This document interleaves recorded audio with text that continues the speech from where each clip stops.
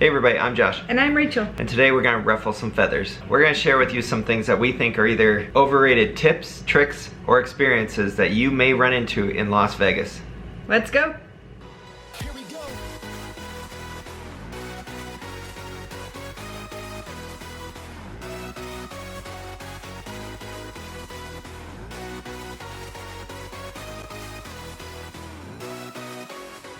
Alright, so even though we think these are overrated, I'm sure there's some people out there that feel very passionate about each one of these things.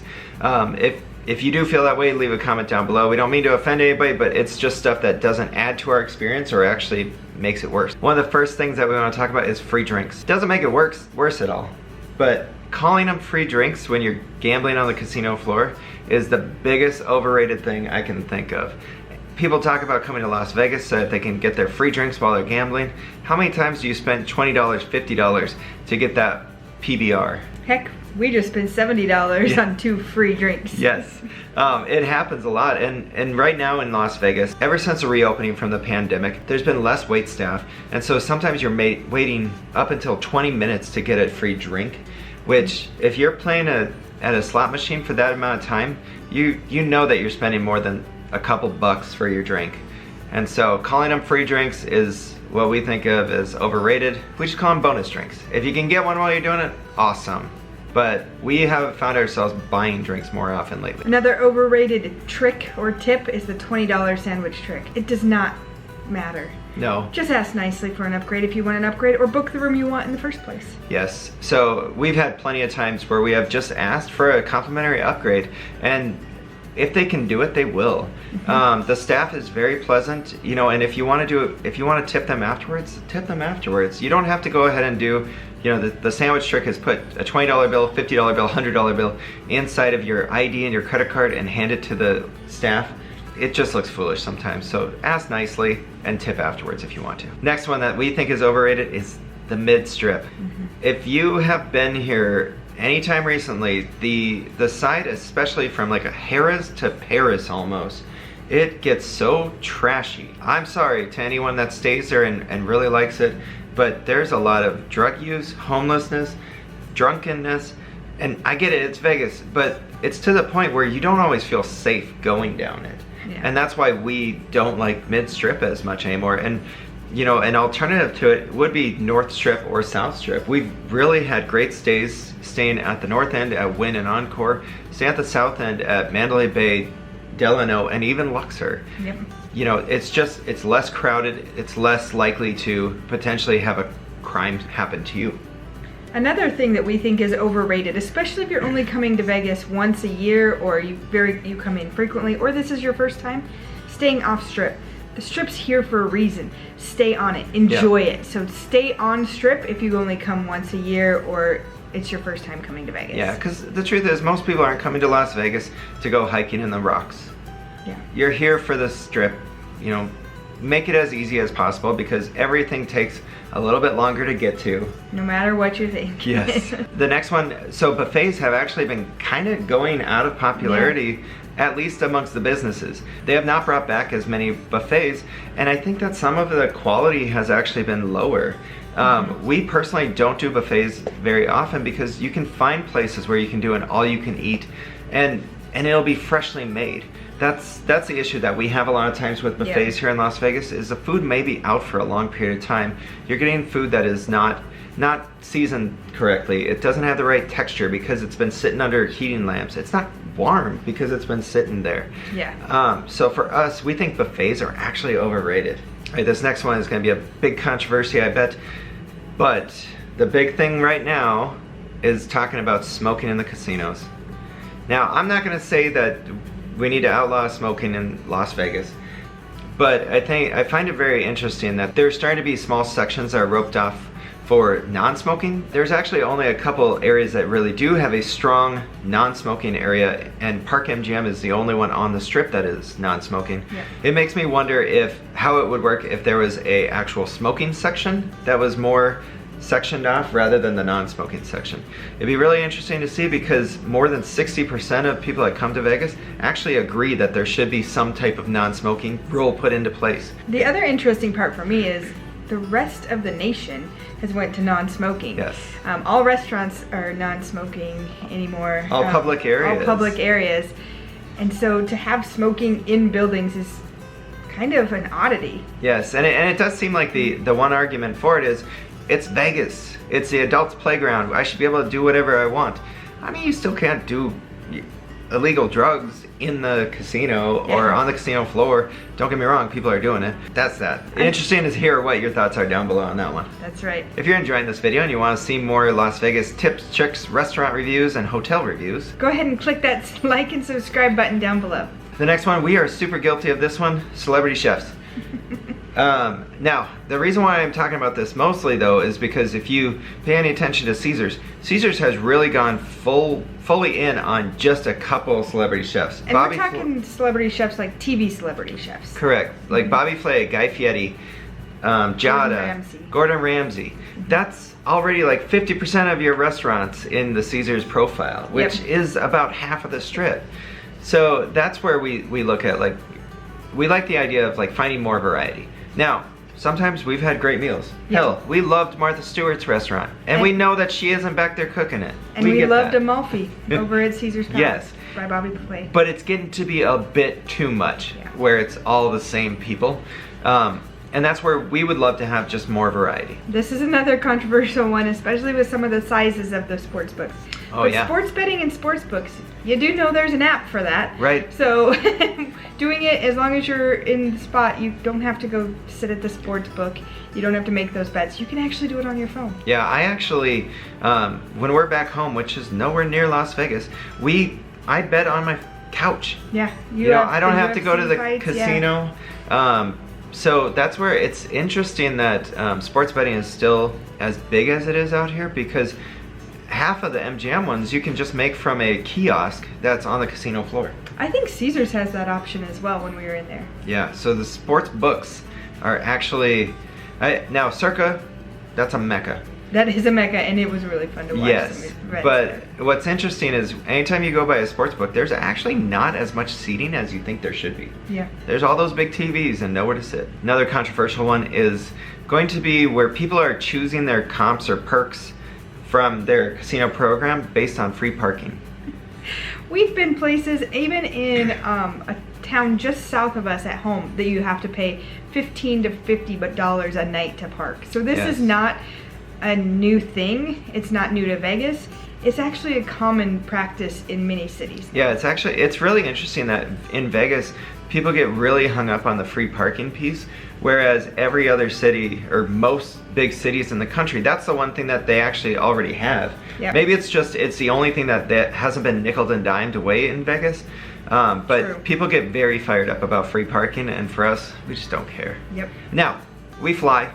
We don't rent a car very often. So it really doesn't affect us. If you're driving from California, I can totally understand it, but there's a large amount of people that are flying in, and actually the majority of people that come to Vegas are flying in. And so they're probably not doing it. So whenever people are talking about the free parking perk, it's always interesting to me that that's so high. Yeah. All right, this one is gonna be a stunner, and I bet you're gonna disagree with me on this one. I feel the Bellagio is overrated. And I love the Bellagio. I love the conservatory, I love the fountains. It does get super busy in there, and it's a little too much. Yeah. It gets very crowded, very busy. It's very crowded. There's always traffic going through. Yeah. The ceilings are actually surprisingly low, so it actually stays pretty smoky in there. The restaurants, there's great restaurants, but they're all at that high expensive price point. Yeah, they're super expensive. Yeah, there's very little like low and mid-tier eateries there, which is unfortunate because it is such a big property, and it is the center of Vegas, in our minds at least. Yep. I love the fountains. I love the conservatory as well. But I don't know that it makes me want to stay there. The rooms also are actually fairly small, and they're not super upgraded. I think they actually don't even have a tub in most of the rooms, which I know a lot of people really enjoy. And so you have this luxury idea, and then the room itself is pretty standard. Yeah, unless you can end up in one of those suites. But sure. Yeah. Yeah, that goes for a lot of places though. But yeah, your basic rooms, you're spending a lot of money for not the most upgrades. All right, next up, Container Park. So downtown area, I don't get it. We've tried it twice, I think. We have. It's an area where it's a bunch of little shops, which is interesting, I guess, and it's local shops, but it's a family.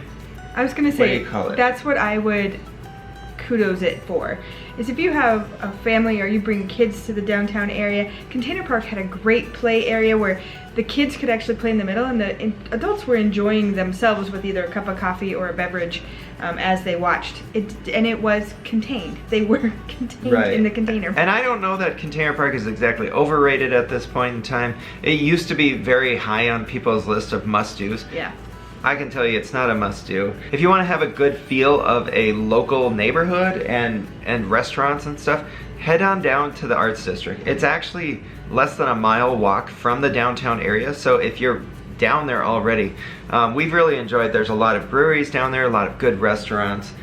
It's just a very hip area. Cool area. Yeah. All right, another one, and they're starting to pop up everywhere. Speakeasies. If everyone has one, then they're not that special. Correct. Yeah, like, don't get me wrong, we loved it when we first went to Ghost Donkey. You know, we do enjoy bars. We even enjoyed the one at Mob Museum.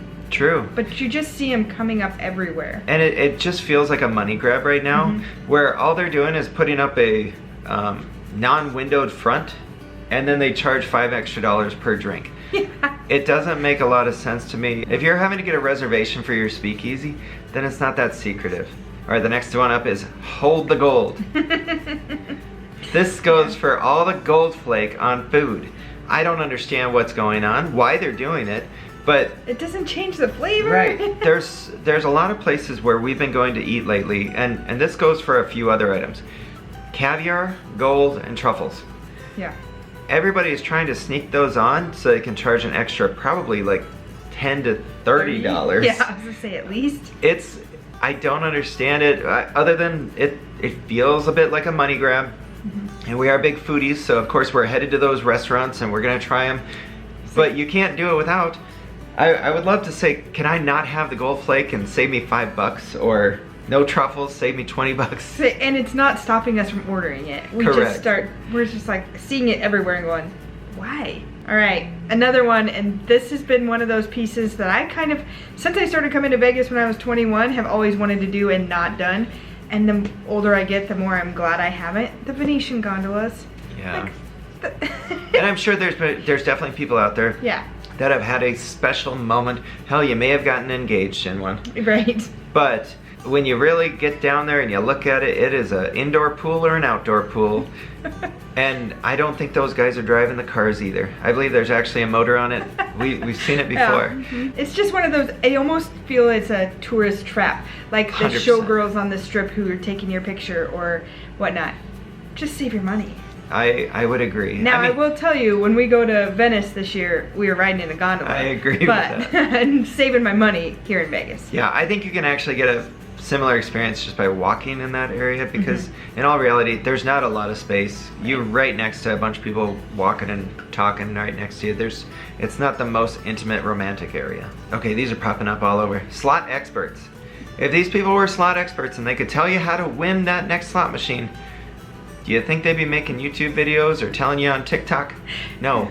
They'd be out winning thousands of dollars every moment because they could actually pick a winner. The slot machines are random. Yes. Like, you don't know. Don't worry. Most of those tricks none of those tricks are gonna work. It's all in the random moment that you press that button. Absolutely. Yes. And I know this is my advice, and it can go absolutely nowhere because I can lose plenty all the time. The less features you see on the machine, that's probably gonna be the least volatile. Yeah. That doesn't mean it's gonna hit right now though. And also, if you see those pots, they don't indicate anything. No. They don't indicate the next time that it's gonna win. They only indicate how long it's been since that bonus popped. And we have chased it, so absolutely. We have tested this. Yeah, I was gonna say, we are not trying to judge anybody who chases those pots because we've been ourselves chasers. And I heard some guy just this weekend Yep. who was saying, this one's about to pop. That one isn't going to. Trust me, no, it's not. Yeah. Yeah, I will chase those things for days, and Trust me, they don't work. Yes. Another one, and again, we're foodies and we are still going to these places, but these restaurants that are also trying to be a nightclub. Yes. Such as Toca Madera, one of our favorite restaurants last year, Stanton Social, and Cathedral. Now, Nusret. The food has been good. The vibe is fun. But then it starts getting louder and louder and louder, and the louder the music gets, the louder the tables get, especially when you have a group of people sitting around. When you have 6 to 8 people sitting around a table trying to talk to each other, they get louder as the music gets louder. It just becomes a very loud, overwhelming vibe. Yeah, I don't really understand it because like there is no dance floor. These people aren't getting up and like dancing in their seats and stuff. No. But it is just overwhelming. Mm-hmm. And so if you want to not experience that, I would advise being done at the restaurant by like 8 p.m. Easily, or if they have a lunch option, which a lot of them don't, but try to figure out something of that sort. Because we actually do enjoy a conversation. Yes. So. Yeah, and you find yourself just screaming over dinner. I do want to say one thing that I felt has been underrated for a while, and it might change my mind now because they updated their prices. It's been taxis. Mm-hmm. Now, I know you can get a cheaper ride on Uber and Lyft, but especially from the airport, the taxis, they're generally right there. And if you're like me, I get my luggage, I want to go. Yeah. You know, I don't want to go up to that second floor and wait around in a big pool of people for 20 minutes to have an Uber or Lyft come get me. To save $10. Yes, because that's about how much you're saving. And even at the hotels, if the taxi is right there, I like doing that. Now, traffic on the Strip is horrible. Yeah, and I will say... And watch that. But we looked this time around and we took a couple of taxis that ended up being the same price as what the rideshare app had quoted us. Again, the taxi isn't that flat rate, especially if you're going up and down the Strip, so that can change depending on the traffic on the Strip. But it ended up working very similar in our favor, rideshare versus taxi, on this go-round. And I know some people may think that the taxi driver is not as personal or the car is not as nice. For us, it doesn't matter. We just want to get there. And for us, like, it might be scary, but those taxi drivers are aggressive and they will get you there fast as possible. Mm-hmm. If you're enjoying our videos, don't forget to hit that like and subscribe. You can also follow us on social media, Facebook, Instagram, and Twitter. All our links are down below. See ya.